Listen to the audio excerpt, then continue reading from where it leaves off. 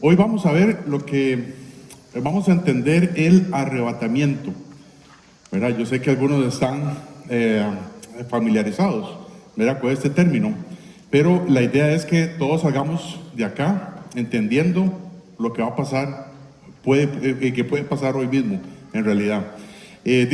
Vamos a leer un pasaje, ¿verdad?, el versículo 50, ¿verdad?, la manera en que Pablo, en que terminamos hace 15 días, dice así: pero esto digo, hermanos, que la carne y la sangre no pueden heredar el reino de Dios, ni la corrupción hereda la incorrupción. Entonces, Pablo viene hablando de lo que es la resurrección de Cristo, lo que es la resurrección de los cristianos, y él viene diciendo que vean la semilla, ¿verdad? Recordemos que los hermanos que estaban en Corinto, o algunos falsos hermanos, estaban diciendo: bueno, está bien, Cristo resucitó, pero los cristianos no vamos a resucitar. Es un término ahí como vamos a ir al cielo cuando muramos, pero no vamos a resucitar. Pablo dice que la resurrección de Cristo es un hecho que la historia no puede cambiar, y la resurrección de los cristianos va a suceder, y va a suceder en el arrebatamiento. Y hasta Pablo dice: vean la semilla. La semilla tiene que morir, ¿verdad? Tiene que morir el grano desnudo, ¿verdad? La semilla desnuda, ¿verdad? Tiene que morir para dar vida a una planta. Y el Señor Jesucristo fue así también. Ahora también Pablo también viene enseñándoles que hay cuerpos terrenales, animales, los que conocemos, y hay cuerpos celestiales y también espirituales. Y todo esto para decir, todo este versículo 50, que dice: pero esto digo, hermanos, que de la carne y la sangre no pueden heredar el reino de Dios, ni la corrupción hereda incorrupción. Todo esto para decir que todos necesitamos una transformación total. Venimos de Adán con una naturaleza pecaminosa, y todos, absolutamente todos los seres humanos necesitamos que Cristo nos dé vida eterna, que Cristo nos dé una nueva naturaleza. Dice Pablo, o dice la Biblia, que la carne y la sangre no pueden entrar en el cielo. La carne y la sangre no pueden entrar al cielo. ¿Por qué? Porque estamos llenos de pecado. Tanto mi cuerpo pecaminoso como mi sangre está llena de pecado. Por eso necesitamos que Cristo nos salve, necesitamos que Cristo nos dé un cuerpo nuevo a su imagen, a semejanza de Él. Y piensa que un día todos acá tenemos que morir, ¿cierto o no? ¿Verdad que sí? Todos pensamos eso desde que somos pequeños, que todos nacemos, ¿verdad? Todos crecemos, algunos se reproducen, ¿verdad? Y todos mueren. Entonces, piensa en el día de tu muerte. Si estás aquí esta mañana y usted dice: yo no sé qué va a pasar conmigo, yo no sé si mi cuerpo se va ahí, lo van a sepultar, lo van a quemar, lo que sea, pero ¿qué va a pasar conmigo? ¿Qué va a pasar con mi alma?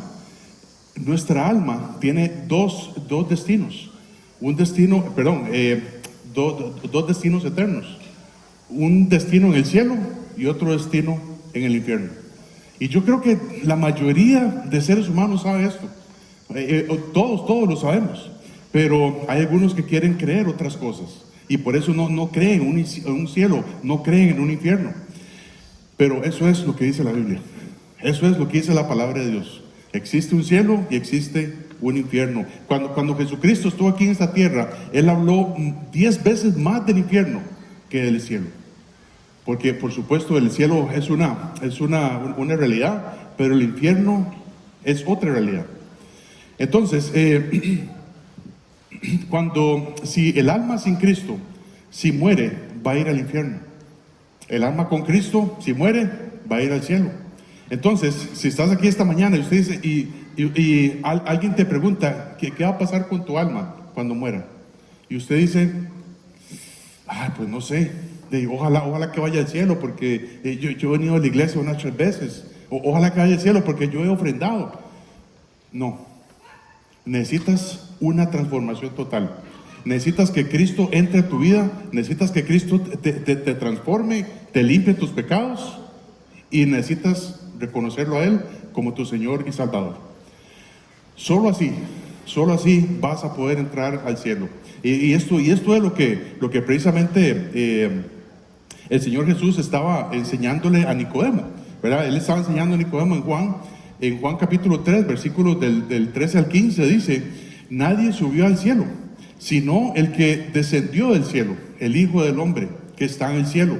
Y como Moisés levantó la serpiente en el desierto, así es necesario que el Hijo del Hombre sea levantado, para que todo aquel que en él cree no se pierda, mas tenga vida eterna. Lo único que se necesita para ser salvo es ver a Jesús en la cruz. Ver a Jesús en la cruz.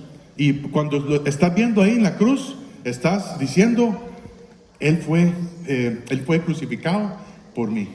Él fue crucificado por ti. Y lo único que necesitas para ir al cielo es creer en que Él vino para morir por nuestros pecados. Lo único que tienes que hacer es verlo en la cruz, reconocer que Él es tu Señor y Salvador. Este es el contexto. Ese es el contexto, hermanos, que hemos estado aprendiendo ahí en 1 Corintios capítulo 15.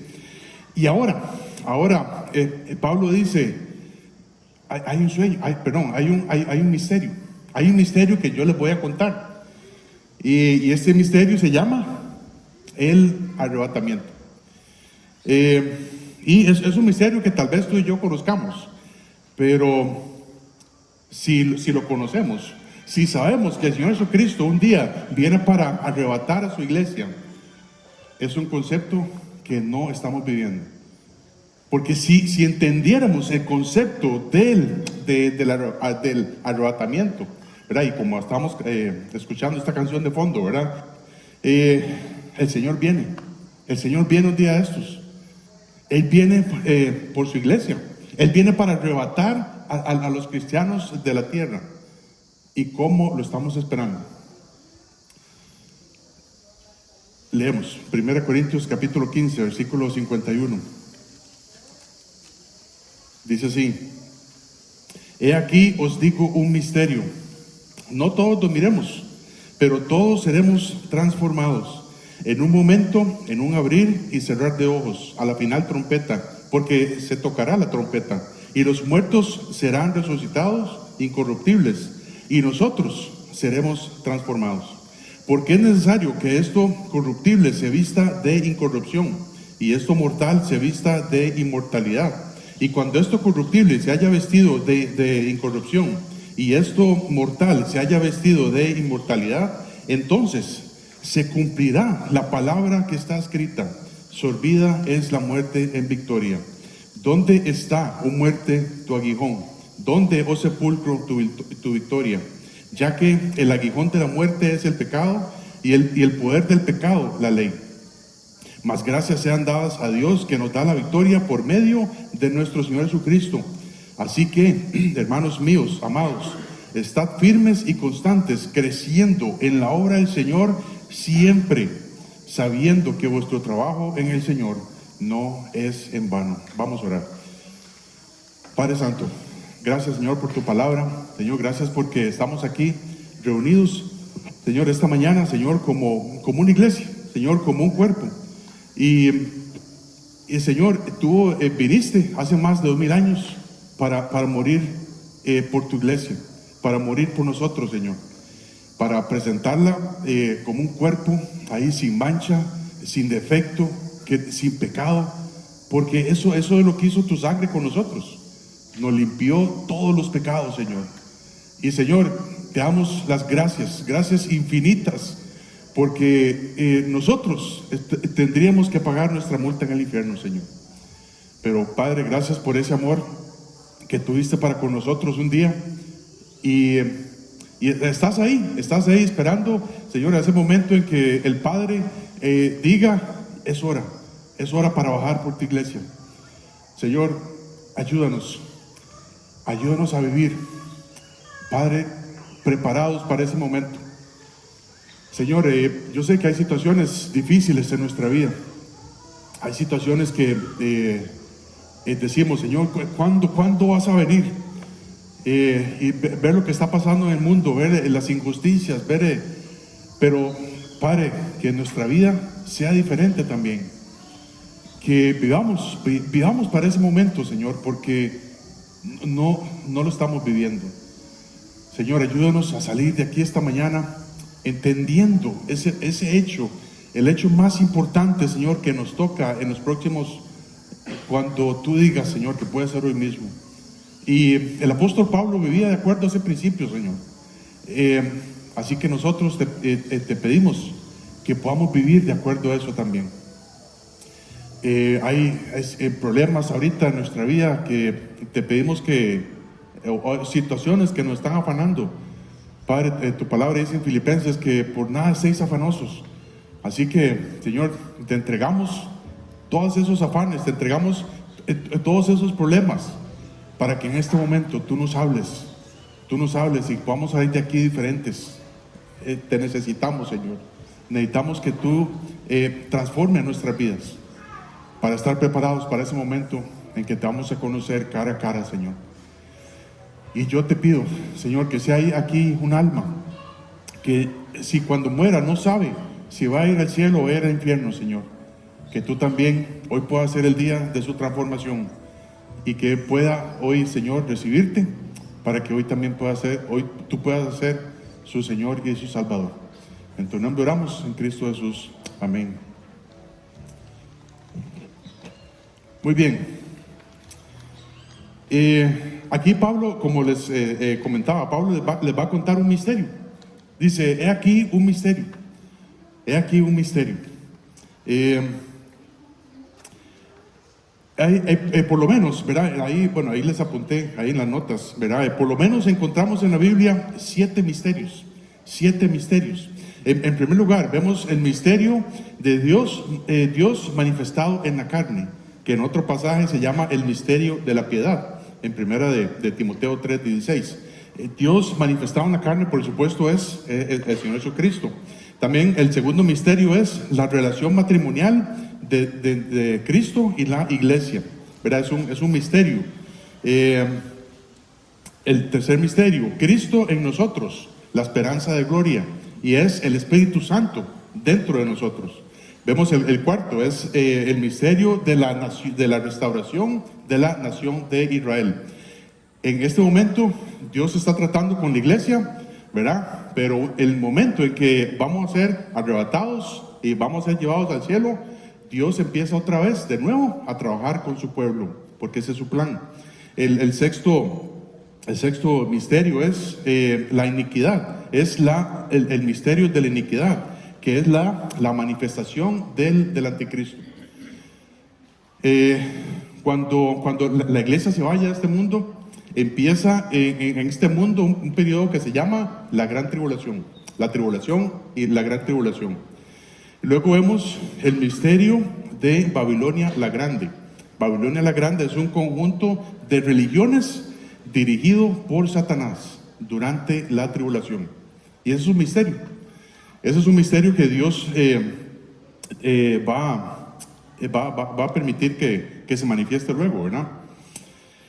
Pablo, hablando de este misterio del arrebatamiento de la iglesia, Pablo recibió este misterio de parte del Señor para darlo a conocer a todos los cristianos. Y se llama el misterio del arrebatamiento o el rapto, ¿verdad? El rapto, con algunas personas también lo conocen. Y este evento, ¿verdad? Es el próximo evento ahí en el calendario de Dios. Es lo que sigue.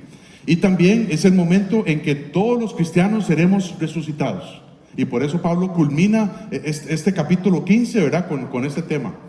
Es el momento en que Dios quita a los cristianos sobre la tierra para volver toda su atención de nuevo al pueblo de Israel. Dice así el versículo 51 y 52 nuevamente. Dice, he aquí, no, perdón, el 52, en un momento, ¿verdad? Ese es el 51, perdón. He aquí os digo un misterio, no todos dormiremos, pero todos seremos transformados en un momento, en un abrir y cerrar de ojos, a la final trompeta, porque se tocará la trompeta, y los muertos serán resucitados, incorruptibles, y nosotros seremos transformados. El misterio, ¿verdad? Que es un misterio, no quiere decir que Dios cambió de plan, que Dios tenía esto ahí debajo de la manga y cambió de plan. Un misterio es algo que estaba oculto, pero que ahora es revelado. Es lo que dice ahí en Efesios 3, versículo 5. Dice, misterio que en otras generaciones no se dio a conocer a los hijos de los hombres, como ahora es revelado a sus santos apóstoles y profetas por el Espíritu. Eso es un misterio, algo que había estado oculto, pero que ahora es revelado. Dios está mostrando este misterio en su debido momento. En su debido momento. Es la resurrección de los cristianos. El arrebatamiento. Y esto no es algo que podamos encontrar abiertamente en el Antiguo Testamento, porque antes estaba oculto y ahora es revelado. Cuando Pablo dice, no todos dormiremos, no se refiere a dormir, ¿verdad? Simplemente como tomar una siesta, ¿verdad? Bueno, no todos dormiremos. Él se refiere a la muerte física, ¿verdad? Él se refiere a la muerte física. Cuando un cristiano muere, antes del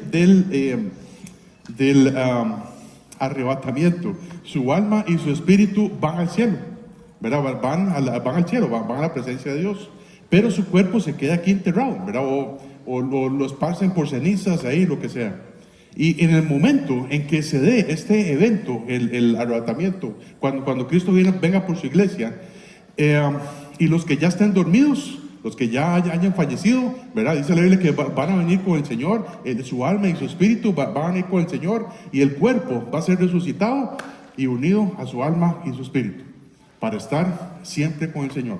Esto es lo que dice también Primera de Tesalonicenses 4, versículos 14 al 17, dice, porque si creemos que Jesús murió y resucitó, así también traerá Dios con Jesús a los que durmieron en él. Por lo cual, os decimos esto en palabra del Señor, que nosotros que vivimos, que habremos quedado hasta la venida del Señor, no precederemos a los que durmieron, porque el Señor mismo, con voz de mando, con voz de arcángel y con trompeta de Dios, descenderá al cielo, y los muertos en Cristo resucitarán primero. Luego nosotros, los que vivimos, los que hayamos quedado, seremos arrebatados juntamente con ellos en las nubes para recibir al Señor en el aire. Y así estaremos siempre con el Señor. Aquí en Primera de Tesalonicenses, estos versículos, vemos la plena mención del arrebatamiento de la iglesia, y también, por supuesto, aquí en 1 Corintios 15, Pablo nos da muchos detalles. Pablo siempre vivía como si el arrebatamiento fuera a pasar en sus días. Y alguien puede decir, pero pobrecito Pablo, estaba engañado, porque Pablo escribió este libro en el año 56, ¿verdad? Después de Cristo, aproximadamente. Y tenemos ya casi 2000 años más. Y alguien dice, pero pobrecito Pablo. No. Dios quiere que vivamos también de la misma manera. Este evento, el arrebatamiento de la iglesia, puede ocurrir en cualquier momento. Puede ser de noche, puede ser de día, puede ser de tarde, lo que sea, ¿verdad? Lo que es la venida del Señor, la segunda venida del Señor, dice la Biblia que va a ser como ladrón en la noche. Pero el arrebatamiento puede ser en cualquier momento. Estemos durmiendo, estemos trabajando, lo que sea, puede ser en cualquier momento. Y Pablo vivía de acuerdo a eso. Yo estoy esperando ese momento en que Cristo venga por su iglesia. Y saben, esa es la clave. Esa es la clave para vivir nuestra vida cristiana. Porque si Pablo hubiera sabido que Cristo iba a venir casi 2000 años después, él hubiera escrito otras palabras. Y se vea, los que estén allá en 2020 y resto, Cristo viene por ustedes. Pablo vivía de una manera en que hoy Cristo viene por mí. Hoy Cristo viene por mí. Entonces yo estoy preparado, decía Pablo. Y hoy, ¿cómo estamos preparados para ese momento? Yo escuché hace un par de años atrás, un cristiano le dijo a otro cristiano: vea, yo desde niño, yo estoy escuchando eso, de que Cristo viene hoy, y no viene. Eso es un error, pensar así, porque dice la Biblia que yo tengo que vivir mi vida como si Cristo venga hoy mismo. Y si yo no vivo así, vivo como me da la gana, vivo para mí mismo, para complacer mi pecado, para complacer mi ego. Entonces, cuando vivimos como si hoy mismo el Señor Jesucristo viniera por su iglesia, estuviéramos más preparados. Cuando usted le dicen en el hospital, cuando usted le dicen en la clínica: vea, de una semana le vamos a hacer un examen de sangre, ¿usted qué es lo que hace? Come bien, ¿verdad? Se alimenta con chayote, se come un huevo duro, ¿verdad? Uno nada más. Toma un barril de agua todos los días. ¿Qué más? ¿Por qué? Porque usted quiere salir bien de ese examen. Hermanos, y aquí estamos, este es el evento el cual estamos esperando, es el más importante de nuestras vidas como cristianos, pero no le damos importancia, porque estamos viviendo, comiendo como nos dé la gana, porque nunca nos van a hacer ese examen de sangre. Dice la Biblia, en versículo 52, que va a ser en un momento,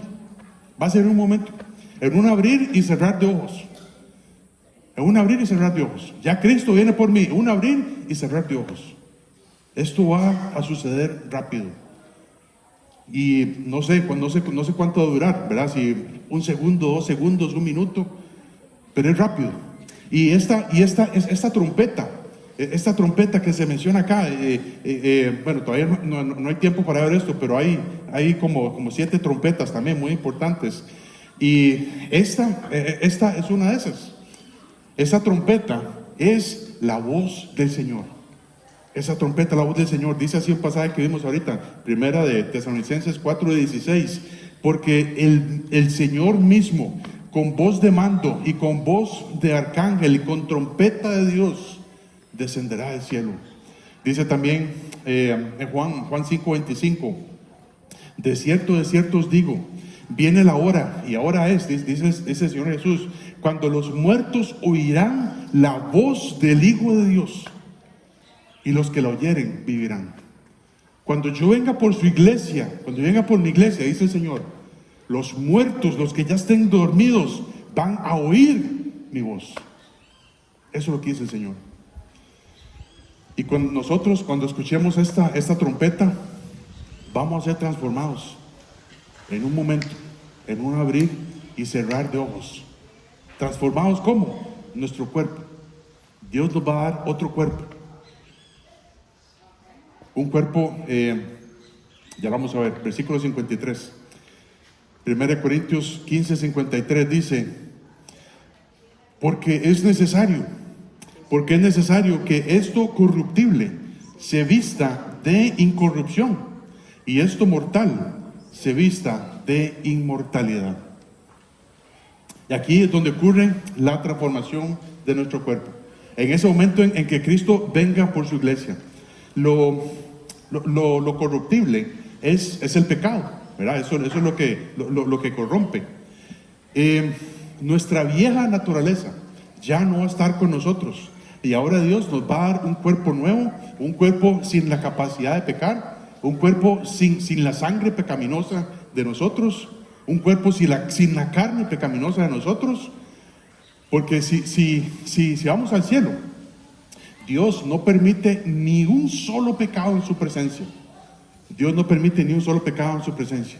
Por eso es que Él nos ve a través de los ojos de Cristo Jesús. Porque si Él nos ve a través de nosotros mismos, estaríamos muertos también. Dice 1 Juan 3:2. 1 Juan 3:2 dice: amados, ahora somos hijos de Dios, y aún no se ha manifestado lo que hemos de ser. Es este cuerpo nuevo, este cuerpo es semejante a Cristo. Dice, pero sabemos que cuando Él se manifieste, seremos semejantes a Él. Cuando Cristo venga por nosotros, seremos semejantes a Él, porque le veremos tal como Él es. Dice así, versículo 54. 1 Corintios 15:54 dice: y cuando esto corruptible se haya vestido de incorrupción, y esto mortal se haya vestido de inmortalidad, entonces se cumplirá la palabra que está escrita: sorbida es la muerte en victoria. ¿Sabe qué es lo que más importa en esto? Lo que más importa cuando Cristo venga por nosotros, lo que más importa es que se cumpla la palabra de Dios. Eso es lo que más importa. Dios prometió la victoria sobre el pecado hace mucho tiempo. Cristo vino, ¿verdad? Cristo vino a morir por nuestros pecados, pero todavía nos ha dejado en este cuerpo pecaminoso, y es para que confiemos en Él también. Pero Dios prometió la victoria también sobre ese cuerpo pecaminoso. Él dice, Él escribió en Isaías 25:8. Este pasaje se escribió en el año, unos 700 años antes de que Cristo naciera. Y dice Isaías 25:8: destruirá a la muerte para siempre. Destruirá la muerte para siempre, y enjugará Jehová el Señor toda lágrima de todos los rostros, y quitará la afrenta de su pueblo de toda la tierra, porque Jehová lo ha dicho. Y lo que más importa es que la palabra de Dios se cumpla. La muerte ya no va a tener poder sobre nosotros, ya que Cristo venció la muerte. Y en el momento en que Cristo venga por su iglesia, el momento del rapto, Dios nos va a dar un cuerpo nuevo, un cuerpo semejante a Cristo Jesús, un cuerpo sin esta carne, sin esta sangre pecaminosa, para que estemos siempre con el Señor. Dice así en Romanos 8:11: y si el espíritu de aquel que levantó de los muertos a Cristo Jesús, a Jesús, mora en vosotros, el que levantó de los muertos a Cristo Jesús vivificará también vuestros cuerpos mortales por su espíritu que mora en vosotros. Dios nos ha puesto a su Espíritu Santo dentro de nosotros, y es una garantía. Es una garantía que tenemos de parte del Señor, que en el momento en que Cristo venga, Dios nos va a dar un cuerpo nuevo. Y esto por la presencia del Espíritu en nosotros. Dice también versículo 55, 1 Corintios 15:55 y 56, dice: ¿Dónde está, oh muerte, tu aguijón? ¿Dónde, oh sepulcro, tu victoria? Ya que el aguijón de la muerte es el pecado, y el poder del pecado, la ley. El aguijón de la muerte es el pecado. Es decir, lo que hace que nosotros muramos es la muerte. Y lo que hace que nosotros morimos también es a causa del pecado. Los hombres morimos porque hay pecado en nosotros. Dice así el libro de Romanos 5:12: por tanto, como el pecado entró en el mundo por un hombre, y por el pecado la muerte, así la muerte pasó a todos los hombres, por cuanto todos pecaron. Y el aguijón de la muerte es el pecado. Antes de que Dios estableciera su ley, ¿verdad? Allí en el monte Sinaí, antes de que Dios estableciera su ley, ya había pecado en el mundo. Ya había pecado en el mundo. Ya Adán y Eva habían pecado. Ellos habían desobedecido a Dios comiendo del fruto del árbol de la ciencia del bien y del mal. También, antes de ese evento, ya había pecado, no en el mundo, en el universo entero. ¿Por qué? Porque cuando Lucero quiso rebelarse y ser como Dios, ahí hubo este pecado. Todo está corrupto a causa del pecado. El pecado también tiene más poder cuando vino la ley. Dice Pablo en Romanos 5:20, pero la ley se introdujo para que el pecado abundase. La ley se introdujo para que el pecado abundase. Y cuando la ley vino, hace ver a los hombres más pecadores todavía. Dice Pablo también, Romanos 7:7, ¿qué pues diremos? ¿La ley es pecado? En ninguna manera. Pero yo no conocí el pecado sino por la ley, porque tampoco conociera la codicia si la ley no dijera, no codiciarás. Aquí vemos también que Pablo hace referencia al décimo mandamiento, ¿verdad? La codicia. Dice Pablo, yo no sabría que codicia se llama codicia porque la ley lo dice así.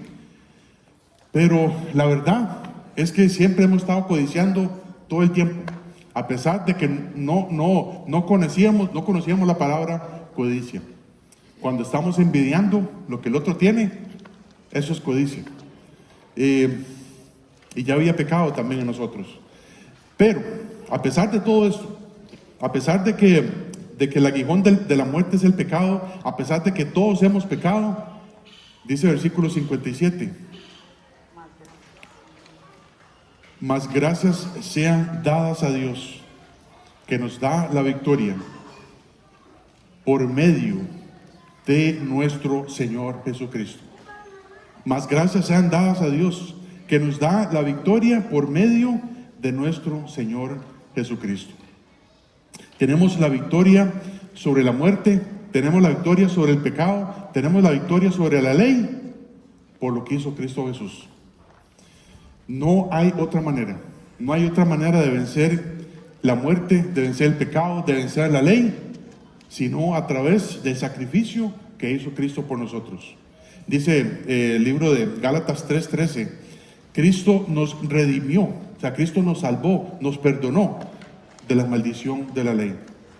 Él fue hecho maldición, Él fue colgado en un madero, crucificado por ti y por mí, para que pudiéramos vencer la muerte, para que pudiéramos vencer el pecado, la ley, simplemente creyendo de que Él murió por nuestros pecados. Así de sencillo. Y dice así, un par de pasajes con respecto a esto. Dice Juan 16:33, dice, estas cosas os he hablado para que en mí tengáis paz. En el mundo tendréis aflicción, pero confiad, yo he vencido al mundo. Dice también en Romanos 8:37, antes, en todas estas cosas, somos más que vencedores. Somos más que vencedores por medio de aquel que nos amó. Dice 1 Juan 5, del 4 al 5, dice, todo aquel que es nacido de Dios vence al mundo. Y esta es la victoria que ha vencido al mundo. ¿Qué es lo que ha vencido al mundo? Nuestra fe, nuestra fe. ¿Quién es el que vence al mundo sino el que cree que Jesús es el Hijo de Dios? Entonces, si nosotros creemos que Jesús es el Hijo de Dios, que creemos que Él vino para morir por nosotros, hemos vencido al mundo. Y todo aquel que nace de nuevo, todo aquel que se arrepiente de sus pecados, que pone su fe en Cristo Jesús, vence al mundo. Y ahora, lo mínimo que nosotros podemos hacer es dar gracias a Dios. No solamente decirle, sí, gracias Señor. Gracias por ese evento que usted vino para morir por nosotros. ¿Cómo es que tenemos que darle gracias? Precisamente el versículo 58. Así es como tenemos que darle gracias, hermanos. Dice, así que, hermanos míos amados, estad firmes y constantes, creciendo en la obra del Señor siempre, sabiendo que vuestro trabajo en el Señor no es en vano. Así que por todo esto que hemos escuchado, Así que somos salvos por gracia.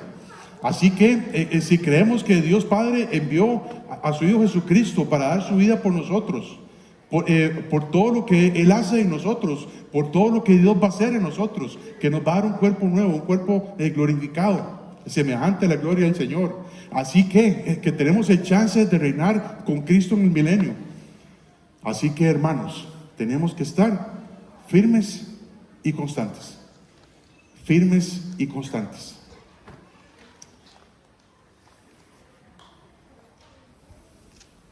Esa es la manera de dar gracias a Dios.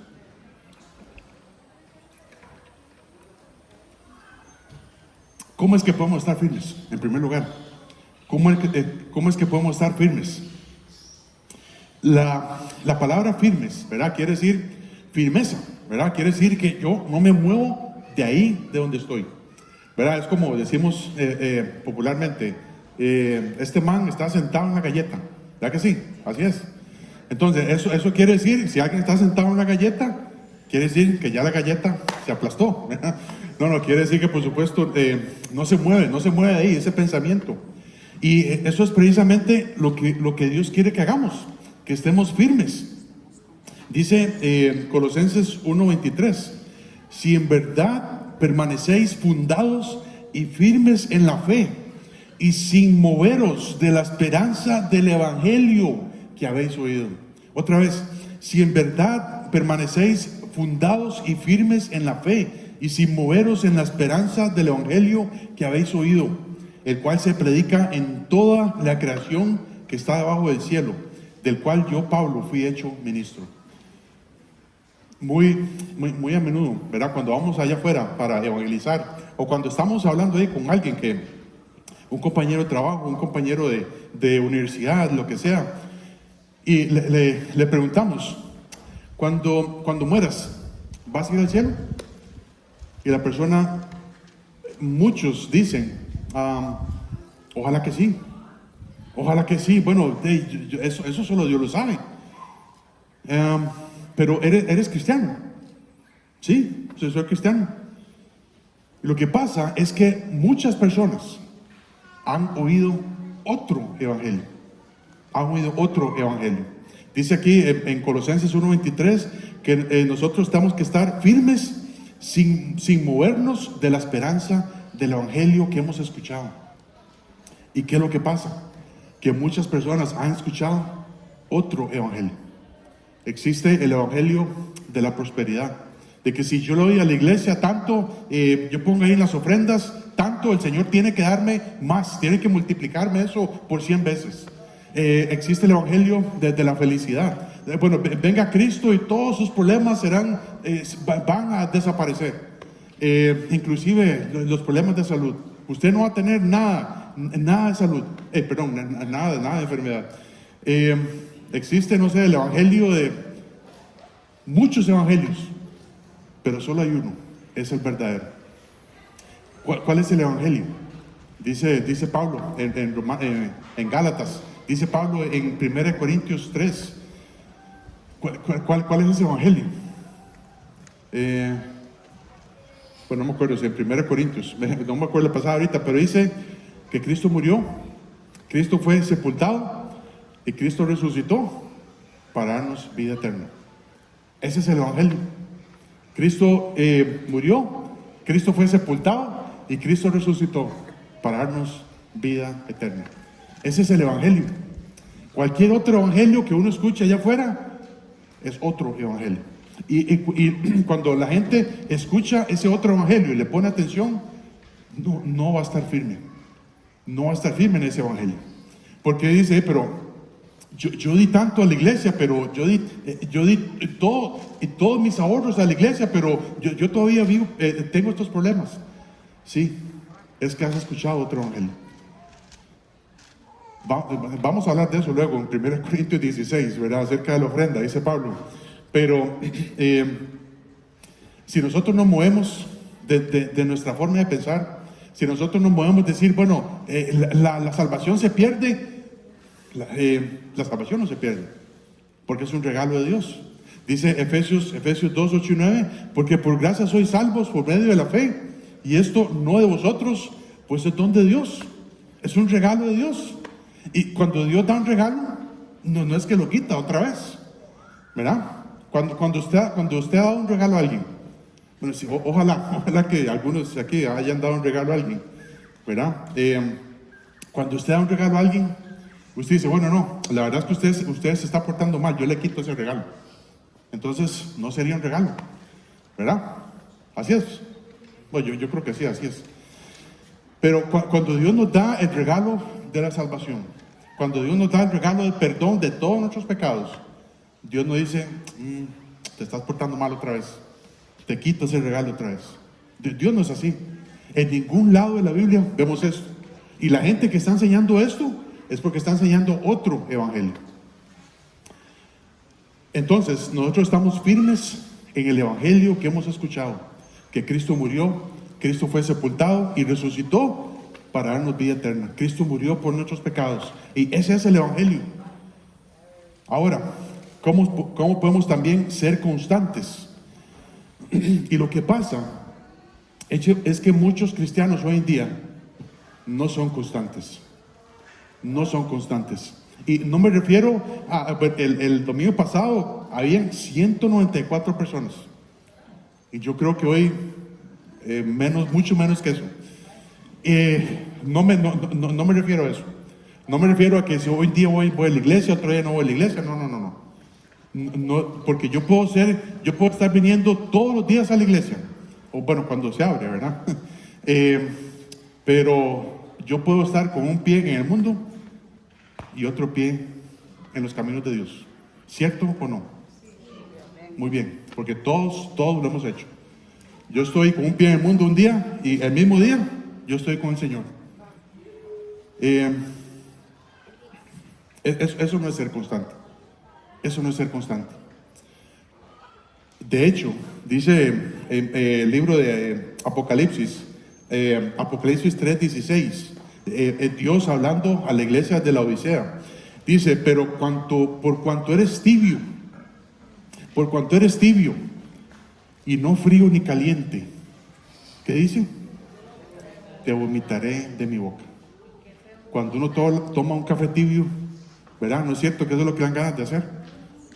No, yo no quiero un café tibio, yo quiero un café frío o un café caliente, pero tibio no. Y eso es lo que pasa con Dios. Cuando estamos con un pie en el mundo y un pie en los caminos de Dios, le damos asco al Señor. No, yo no quiero eso. Yo no quiero eso. El problema es que si somos inconstantes, si no estamos creciendo siempre, nos vamos a estancar. Nos vamos a estancar, ¿verdad? Y si siempre hemos puesto este ejemplo de que o soy maceta o soy un árbol plantado. Si usted quiere ser maceta, se va a estancar. No vas a crecer de ahí. No vas a crecer. Pero si usted quiere ser un árbol, ¿verdad? Ese árbol como dice en Salmo 1, ¿verdad? Que Dios compara a los hombres como árboles. Y dice que el que está plantado junto a corrientes de agua, va a crecer y va a dar su fruto en su tiempo y su hoja no cae y todo lo que hace prosperará. Así es como tenemos que ser en nuestra vida cristiana, hermanos. Ese es el proceso natural para Dios, en que todos seamos firmes, en que todos seamos constantes. Para que un cristiano esté firme y constante, ¿sabe lo que se necesita? Para que un cristiano esté firme y constante, lo que se necesita es no que venga a la iglesia. No se necesita que usted diezme. Eso lo vamos a ver el otro domingo. No se necesita que usted haga un montón de obras. Para que usted sea firme y constante, se necesita nuestro esfuerzo. Nuestro esfuerzo. Hay que hacer un esfuerzo para dejar el pecado. ¿Sí o no? Hay que hacer un esfuerzo para dejar esa mala actitud que yo tengo hacia otros cristianos. Hay que hacer un esfuerzo. Y no nos gusta hacer un esfuerzo. Segunda Crónicas 15:7 dice, pero esforzaos vosotros y no desfallezcan vuestras manos, pues hay recompensa para vuestra obra. Hay recompensa para vuestra obra. Nuestra recompensa con Dios, ¿verdad? Nuestra recompensa cuando lleguemos al cielo. Muchos hemos pensado en esta recompensa, ¿verdad? Cuando estamos niños. Y a veces se nos ha enseñado, bueno, esa recompensa va a ser, usted va a tener un carruaje de oro. Usted va a tener su casa, va a tener calles de oro. No sé, ¿qué más? ¿Alguien se acuerda? ¿Algo que pueda ser la recompensa en el cielo? ¿Qué puede ser? Y lo que pasa es que la Biblia no dice absolutamente nada de eso. Que vamos a tener unas calles de oro, que vamos a... No. La Biblia no menciona nada de eso. Nuestra herencia con el Señor Jesús es reinar con Cristo Jesús. Reinar cuando Cristo venga en su segunda venida y establezca 1000 años de reino aquí sobre la tierra. Dice segunda de Pedro 3:14: por lo cual, oh amados, estando en espera de estas cosas, procurad con diligencia ser hallados por Él sin mancha e irreprensibles en paz. La espera de estas cosas, ¿verdad? Segunda Pedro 3, es la venida del Señor, ¿verdad? La segunda venida de Cristo. Pero nosotros tenemos que estar en espera de estas cosas. ¿Cuál es lo que sigue en el calendario de Dios? El arrebatamiento. De eso es lo que tenemos que estar en espera. Sí, Señor, ¿cuándo va a ser? Hoy, Señor, hoy va a ser el arrebatamiento. Pero no vivimos así. Nuestra vida no vive así. Y dice Pablo que yo tengo que estar firme y constante, creciendo en mi vida cristiana siempre, creciendo en la obra del Señor siempre, sabiendo que nuestro trabajo en el Señor no es en vano. No es en vano, ¿por qué? Porque va a haber una recompensa. Va a haber una recompensa que el Señor nos va a dar. Entonces, entendiendo el arrebatamiento, ¿lo entendemos? ¿Entendemos el arrebatamiento? Cristo nos salvó, Cristo nos perdonó todos nuestros pecados, nos dio vida eterna, nos da su palabra, nos da su Espíritu Santo para que nos guíe en todo momento, nos da una nueva familia espiritual para que podamos crecer juntos como hermanos. Y si el Señor viene para arrebatarnos, para llevarnos al cielo, y la mayoría de nosotros dice: sí, Señor, venga. Pero entendemos lo que va a hacer eso. Entendemos lo que va a hacer ver al Señor cara a cara. El Señor viene para arrebatar a su iglesia. Y en cada periodo, ¿verdad?, de la Biblia, o lo que los estudiosos de la Biblia llaman las dispensaciones. En cada dispensación, en cada periodo de tiempo, Dios pone a alguien a cargo, ¿verdad? Dios pone a Adán, fracasó. Dios pone a Moisés, fracasó y lo quita. Dios pone a la iglesia y la iglesia fracasó. Y la iglesia fracasó. Y el Señor viene para arrebatar a su iglesia, por supuesto, ese es su plan, ¿verdad? Y para luego empezar con la nación de Israel. Y Él viene para arrebatarnos y estaremos siempre con el Señor. Claro que sí, nos va a dar un cuerpo nuevo, un cuerpo glorificado, sin la capacidad de pecar. Vamos a estarnos moviendo por el universo. Pero hay un evento que sigue y se llama el tribunal de Cristo. El tribunal de Cristo. No es el juicio del gran trono blanco. El juicio del gran trono blanco, los cristianos no tenemos que ir ahí, porque es un juicio por el pecado. Ya el juicio, el pecado ya fue clavado en la cruz. Ya Cristo nos perdonó todos nuestros pecados, pasados, presentes y futuros. No tenemos que ir a ese juicio, pero sí tenemos que ir al tribunal de Cristo. Y dice Pablo, es necesario que todos los cristianos tengamos que comparecer ante el tribunal de Cristo, donde cada cristiano reciba lo que haya hecho, sea bueno o sea malo. 1 Corintios 3, del 10 al 15. Vamos a terminar con esto.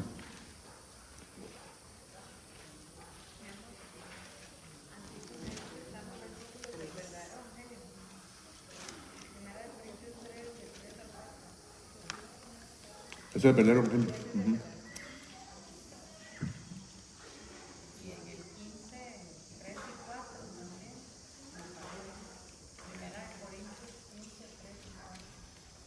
Okay. Sí, en 1 Corintios 15, ¿verdad? Los primeros versículos vemos esto, el verdadero evangelio, que Cristo murió por nuestros pecados, conforme a las Escrituras, que fue sepultado, que resucitó al tercer día, conforme a las Escrituras. Gracias. Muy bien. Ahora, 1 Corintios 3, del 10 al 15, dice, sí, tenemos poquito tiempo. Dice, conforme a la gracia de Dios que me ha sido dada, yo como perito arquitecto puse el fundamento y otro edifica encima, pero cada uno mire cómo sobre edifica, porque nadie puede poner otro fundamento que el que está puesto, el cual es Jesucristo. Si sobre este fundamento, ¿verdad?, sobre Cristo, alguno edificare oro, plata, piedras preciosas, madera, heno, hojarasca, la obra de cada uno será manifiesta, porque el día la declarará, pues por el fuego será revelada. Y la obra de cada uno, cual sea, la obra, ¿verdad? La obra de cada uno, cual sea, el fuego la probará. Si permaneciere la obra de alguno que sobreedificó, recibirá recompensa. Si la obra de alguno se quemare, él sufrirá pérdida. Si bien él mismo será salvo, aunque así como por fuego. Hermanos, ese es el proceso del tribunal de Cristo.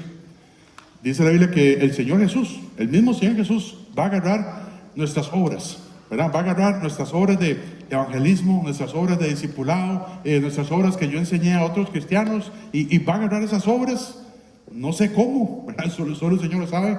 Él va a agarrar esas obras y las va a pasar por un horno, ¿verdad? La va a pasar por un horno. Y lo que salga de ese horno es, yo voy a recibir recompensa o nada. Así es como el Señor Jesús nos va a juzgar. Y hoy mismo tenemos la oportunidad de sobreedificar en el cuerpo de Cristo, sobreedificar en la iglesia, sobreedificar sobre ese fundamento que el Señor mismo puso, que es nuestra salvación. Hoy tenemos la oportunidad de que cuando salga ese fuego, que por lo menos haya algo para presentarle al Señor. Le diga al Señor, yo hice esto. Sí, yo sé. Aquí está. Esta es su herencia. Pero qué avergonzados nos vamos a sentir cuando el Señor ponga nuestras obras ahí y pase el fuego. Ok, ¿dónde está? No hay nada. No hay nada. No hay ninguna herencia para ti, para mí. No hay ninguna herencia. Entonces, ¿cómo yo hoy puedo ganar esa herencia? Ya la salvación está ganada, no por mis obras, está ganada por lo que Cristo hizo por mí. Cristo murió por mis pecados, Él fue sepultado, Él resucitó para darme vida eterna. Yo tengo mi salvación segura en Cristo. De ahí nadie me puede sacar. Si a usted alguien le dice, si un pastor, lo que sea, algún líder le dice, la salvación se pierde, que sea anatema. Dice Pablo luego en 1 Corintios 16, que sea maldito, ¿verdad? Porque la salvación no se pierde, es un regalo de Dios. Pero nuestra herencia sí. Nuestra herencia es condicional. Y nuestra herencia de venir a reinar con Cristo en el milenio, eso sí se puede perder. Eso sí se puede perder. Entonces, ¿cómo yo puedo tener un poquito de herencia cuando Cristo haga eso? En primer lugar, oro. Dice la Biblia que yo tengo que edificar con oro, plata y piedras preciosas. El oro en la Biblia es adquirir ese conocimiento de la palabra de Dios, ¿verdad? Y dice Salmo 19, ¿verdad? Que la palabra de Dios es como oro fino, pasado, ¿verdad? En horno de, ¿cómo es? Purificado en horno 7 veces, ¿verdad? Es oro fino. Entonces, el oro en la Biblia es todo el conocimiento que yo pueda aprender de Dios, pero es un conocimiento para ponerlo en práctica, ¿verdad? No es un conocimiento para hacerme la jupa más grande, para andar rajando mis conocimientos. No. Es un conocimiento que yo tengo que adquirir en la Biblia para ponerlo en práctica. Ese es oro. La plata, ¿verdad? La plata es un cuadro de la redención. Es un cuadro de la salvación. Cada vez de que invertimos tiempo compartiendo el evangelio a otra persona, eso es plata, hermanos. Las piedras preciosas es cada vez de que invertimos tiempo ayudando a otras personas para enseñarles la Biblia, ¿verdad? Para compartir un devocional, para compartir el discipulado. Esos son piedras preciosas. Los diamantes, las gemas y todo eso, todo es eso. O sea, son las piedras preciosas. Y eso no se va a quemar en el fuego. Todo lo demás se va a quemar en el fuego. Madera, heno, hojarasca. Entonces, si entendemos el arrebatamiento, si entendemos este evento por venir, si entendemos el rapto, debemos invertir en estas cosas. Debemos invertir en oro, debemos invertir en plata, debemos invertir en piedras preciosas. ¿Y qué es lo que pasa? Que estos tres elementos son muy costosos, ¿verdad que sí? El oro es sumamente costoso, la plata, las piedras preciosas. Lo que pasa es que esos tres elementos cuestan nuestra vida, hermanos. Y cuando nos metemos en este proceso de adquirir oro, necesitamos morir a nosotros mismos.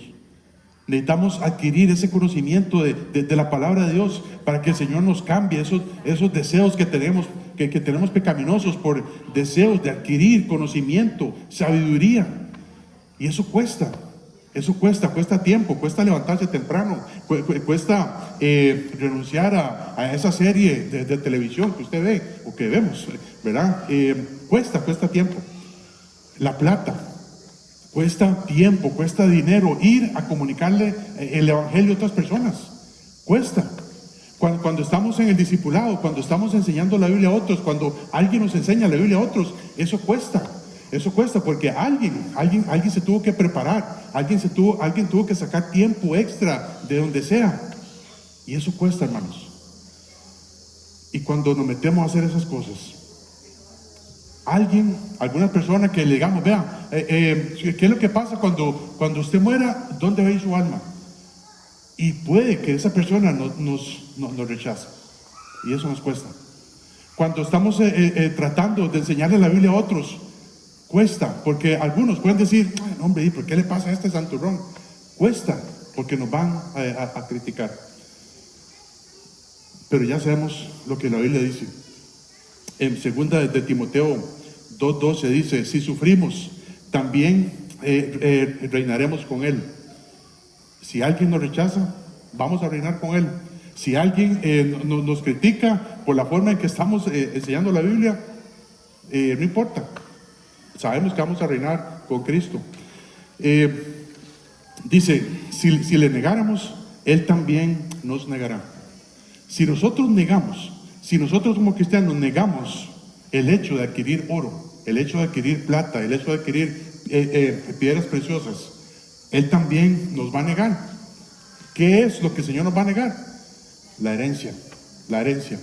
Porque dice también, en primera, ahí mismo, el pasaje que sigue, 2 Timoteo 2:13,